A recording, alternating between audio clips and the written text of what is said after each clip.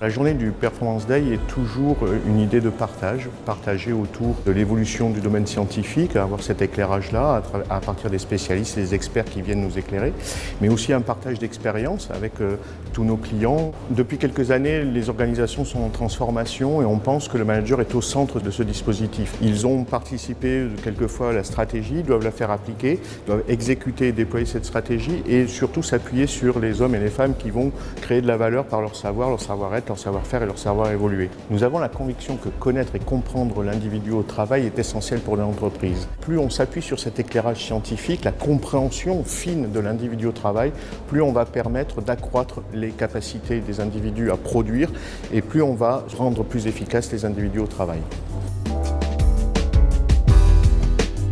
L'apport des neurosciences au management, il est naissant. C'est une discipline qui est relativement nouvelle et qui s'inscrit en fait dans le développement des neurosciences, de la recherche fondamentale des neurosciences.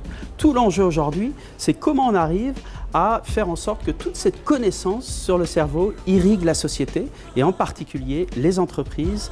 Les neurosciences, c'est comment vous travaillez, comment vous aimez, comment vous coopérez, comment vous apprenez, comment vous enseignez. Donc c'est très pratico-pratique les neurosciences.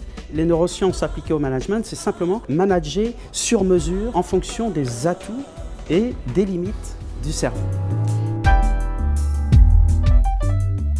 Dans la cartographie qu'on a présentée aujourd'hui au Performance Day, je pense qu'on peut retenir deux choses en particulier. La première, c'est effectivement qu'il y a un axe relationnel qui est en deçà en termes de niveau d'un axe plutôt stratégique.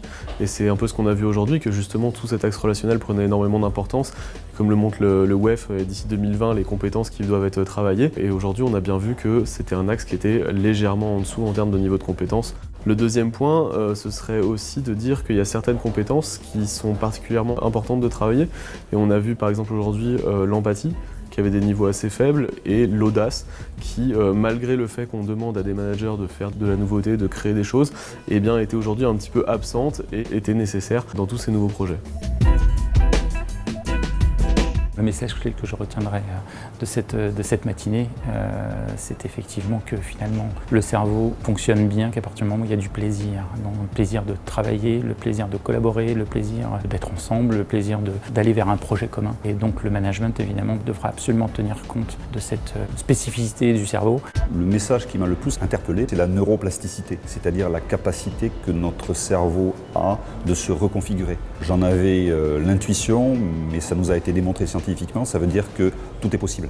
Individuellement, collectivement, tout est possible. Un collaborateur peut se transformer, une organisation peut se transformer, donc c'est un message fortement porteur d'espoir.